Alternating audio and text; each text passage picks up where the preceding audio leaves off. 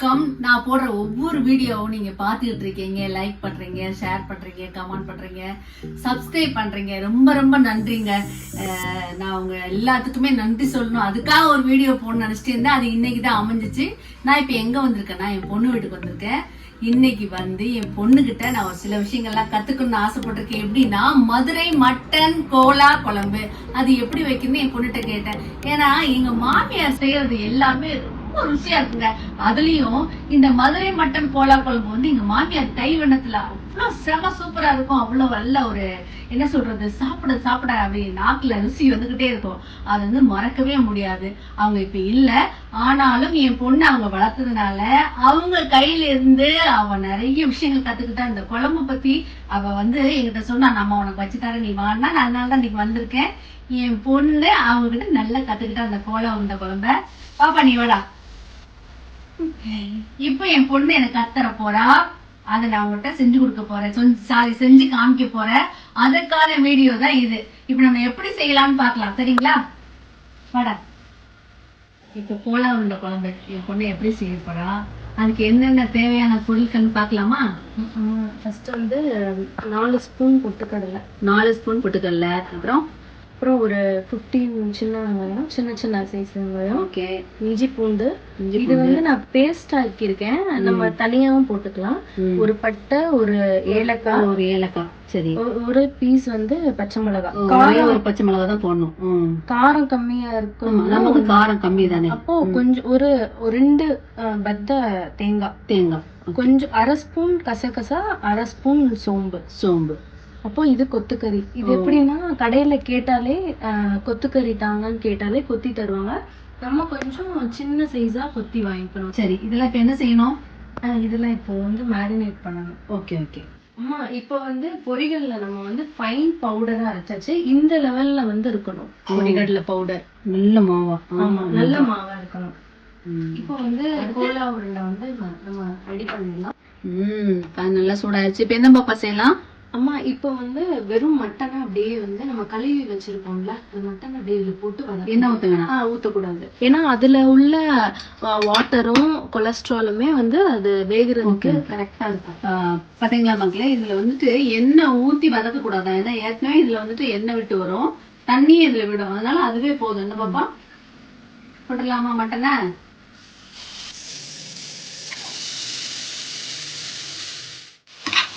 அம்மா இந்த ஸ்டேஜ்ல வந்து நம்ம மஞ்சத்தூள் ஒரு 1/2 டீஸ்பூன் ஆட் பண்ணணும்.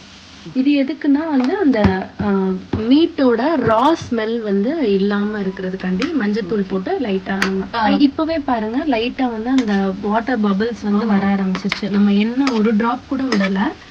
அந்த மீட்ல உள்ள வாட்டர் அண்ட் கொலஸ்ட்ராலே நமக்கு வந்து நல்லா தண்ணி விட்டு வரும்.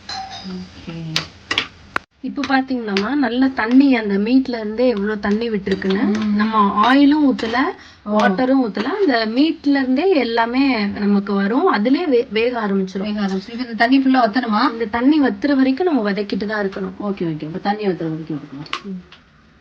இப்ப பாத்தீங்களா, நல்லா வதக்கிட்டோம். அதுலயே வந்து தண்ணி விட்டு எண்ணெய் விட்டு வந்துருச்சு. இந்த தண்ணி ஃபுல்லா ட்ரை ஆகணும். ஆனதுக்கு அப்புறம் என்னென்ன ப்ராசஸ் இருக்கோ அதெல்லாம் ஒன்னா போட்டு நம்ம அரைச்சிட்டு அதை பிடிச்சி கோலா உருண்டை குழம்பு எங்க அத்தை வச்சது.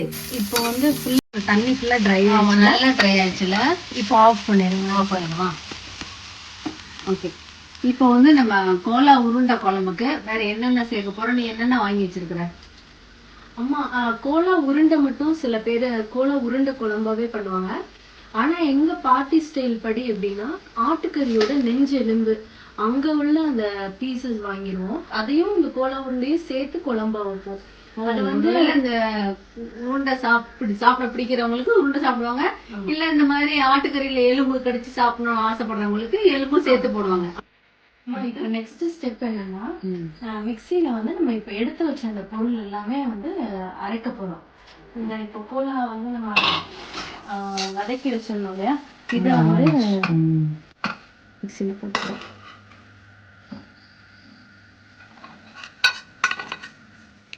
எடுத்து வச்சிருந்த பட்டை, ஏலக்காய், அந்த சோம்பு, கசகசா, 2 முந்திரி பருப்பு, ஒரு பச்சை மிளகாய், ஒரு 2 பத்த தேங்காய், 15 சின்ன வெங்காயம். பெருசா இருந்ததுன்னா நம்ம 10 சேர்த்துக்கலாம்.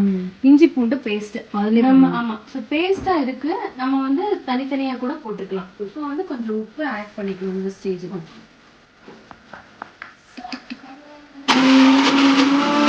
நல்லா கொரகொரப்பா அரைச்சாச்சுமா. இப்ப இதுல என்னென்ன பொருள் சேர்க்கலாம் அப்படின்றத பாக்கலாம்.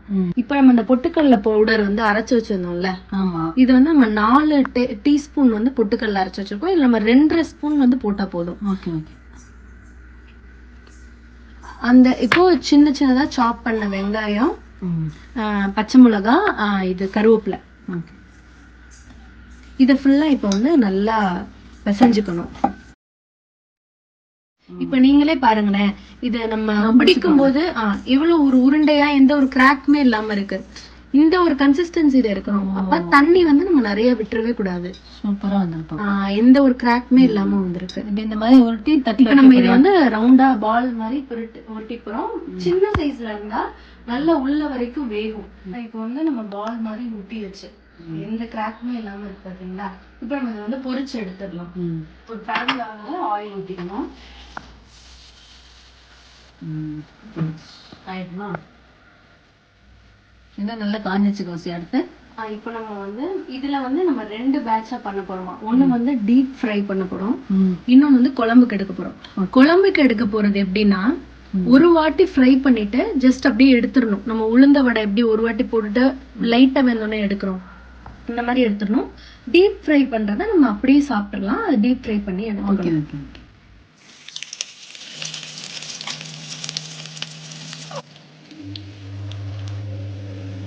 இனி பாத்தீங்களா நல்ல ஒரு பொன்னிறம் ஆயிடுச்சு பாத்தீங்களா. இந்த இந்த வந்து நம்ம ஜஸ்ட் இப்படி லைட்டா ஃப்ரை பண்ணிட்டு எடுத்துக்க வேண்டியதான் குழம்புக்கு. டீப் ஃப்ரை வந்து பண்ணக்கூடாது. ஏதாச்சும் ஜஸ்ட் இது அப்படியே வந்து எடுத்து குழம்புல போடுறதுக்கு நம்ம எடுத்து வச்சுக்கிறோம். இந்த பக்குவத்துல இருக்கணும். இந்த மாதிரி இருக்கும்போது தான் குழம்புக்கு போடுறது. டீப் ஃப்ரை வந்து இந்த அளவு வந்து நம்ம வறுத்து எடுத்துக்கணும். இது குழம்புக்கு. இது டிஃபரன்ஸ் நீங்களே பார்க்கலாம். இந்த குழம்புக்கு வந்து நம்ம எவ்வளவு லைட்டா தான் ஃப்ரை பண்ணி எடுத்திருக்கோம். ஏன்னா குழம்புல போட்டாலும் வேகும். அது டீப் ஃப்ரை வந்து அப்படி கிடையாது. நம்ம எப்படி சாப்பிடலாம். ஆமா. வசிமா, இப்போ கோலா உருண்டை குழம்புக்கு ரெடி பண்ணிட்டேன். அடுத்து என்ன பண்ண போற? இப்போ வந்து குழம்பு வைக்கிறதுக்கு ஸ்டார்ட் பண்ண போறோமா. ஃபர்ஸ்ட் எண்ணெய் ஊத்திக்கலாம். ஒரு பேன்ல ஒரு 1 டேபிள் ஸ்பூன் எண்ணெய் ஊத்திக்கிட்டாச்சு. சின்ன வெங்காயம், ஒரு பெரிய சைஸ் தக்காளி, ஒரு 2 பல் தேங்காய். Okay okay. இதை நம்ம நல்லா வதக்கி எடுக்க போறோம்.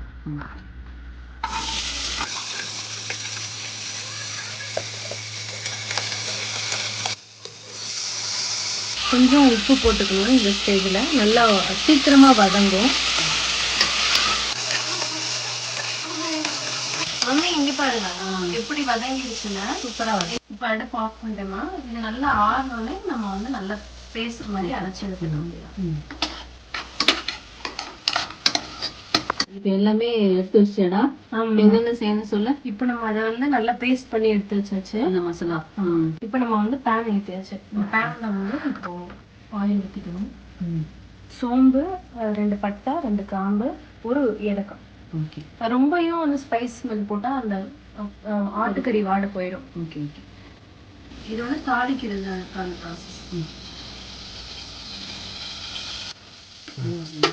ஆமா. இப்போ வந்து கொஞ்சம் ஒரு 1/2 டீஸ்பூன் வந்து இஞ்சி பூண்டு பேஸ்ட் போடணும்.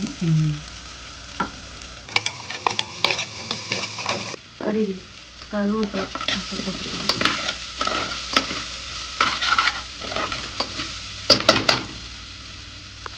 இப்போ அந்த அரைச்சு வச்சிருக்கோமே இந்த பேஸ்ட் வந்து நம்ம போட்டுக்கலாம்.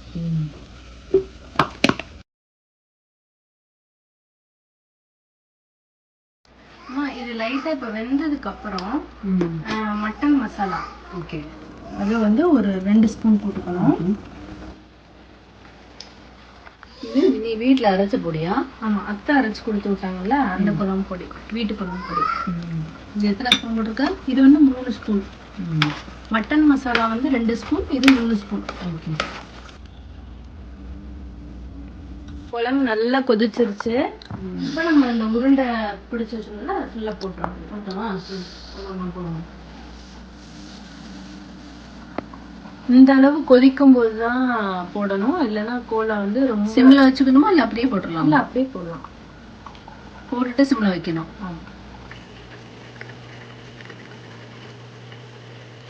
கம கமன்னு வாசம் வருது. இப்போ வந்து குழம்பு ரெடி ஆயிடுச்சுமா. இப்போ நம்ம என்ன பண்ணணும்னா சிம்ல வச்சுட்டு ஒரு 4 நிமிஷத்துக்கு மூடி போட்டு அப்படியே விட்டணும். கொத்தமல்லி இருக்குல்ல அதை வந்து தூவி விட்டுட்டு பிளேட் போட்டு ஒரு 4 நிமிஷம் வந்து சிம்லே வெந்தா குழம்பு ரெடி.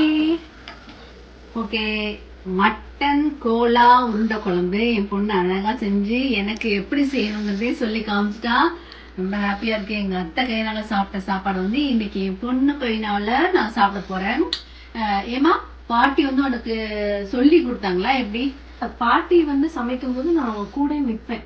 அவங்க வந்து அப்படியே கத்து கொடுத்ததுதான். இதுக்குன்னு டைம் ஒதுக்கிலாம் பாட்டி சொல்லி தரல. அவங்க செய்யும் போது நான் கூட இருந்தே வந்து நான் பார்த்துப்பேன். இப்போ சொல்லி கொடுத்து கத்துக்கிட்டாலே அது வந்து வர்றது ரொம்ப கஷ்டம். ஆனா நீ கண்ணாலே பார்த்து அழகா கத்துக்கிட்ட. ஓகே, நான் இப்போ வந்து எல்லாமே பார்த்துட்டேன் எப்படி எப்படி செய்யறதுன்னு. அடுத்து உங்க அப்பாவுக்கும் உங்க தம்பிக்கும் வீட்டுக்கு போயிட்டு மதுரைக்கு போயிட்டு நான் மதுரை மட்டன் கொல்லை குழம்பு நானும் செய்வேன், பார்க்கலாம். சரியா? இப்போ இதெல்லாம் கொதிச்சு முடிஞ்ச உடனே சுட சுட சாதம் போட்டு மட்டன் கோலா உருண்டை அந்த வறுவல் தானே, அது பொரியல் அதையும் வச்சு அப்புறம் இந்த குழம்பையும் ஊற்றி நாங்கள் எல்லாரும் ஃபேமிலியா சாப்பிட போறோம். நீங்களும் வாங்க மக்களே. மம்மி பாருங்க எப்படி வந்திருக்குன்னு. அவ்வளவுதான், சூப்பரா குழம்பு. இன்னைக்கு ஒரு பிடிச்சிருந்தீங்களா? கண்டிப்பா அவங்க சாப்பிடலாமா? மட்டன் கோலா, மட்டன் கோலா குழம்பு. ஏன்னா நம்ம மதுரைக்காரங்கல்ல, மதுரை சொல்லணும். சூப்பரா சமைச்சிட்டாங்க என் பொண்ணு. இப்போ நானே, எங்க வீட்டுக்காரு, எங்க பாப்பா, என் பையன் எல்லாரும் சேர்ந்து சாப்பிட போறோம். எல்லாம் ரெடி ஆயிடுச்சு. ஆஹா, மதுரை மட்டன் கோலா குழம்பு என் பொண்ணு கையினால சாப்பிட போறேன். வாங்க, எப்படி இருக்குன்னு பார்க்கலாமா?